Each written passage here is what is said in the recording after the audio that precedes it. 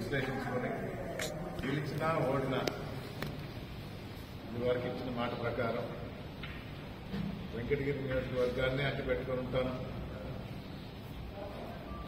ఏ కార్యకర్తకి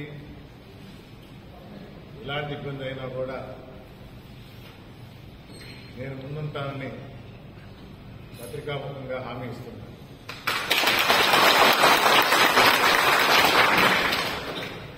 రాష్ట్ర వ్యాప్తంగా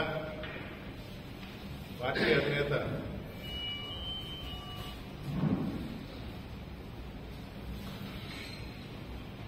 విశ్లేషణ జరగబోతున్నారు. దానికి తర్వాత కార్యాచరణ ఏ విధంగా అండగా ఉండాలని కూడా తెలియజేయబోతున్నారు. వెంకటగిరి నియోజకవర్గానికి వరకు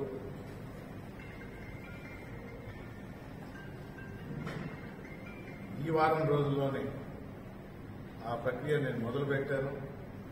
మీ ద్వారా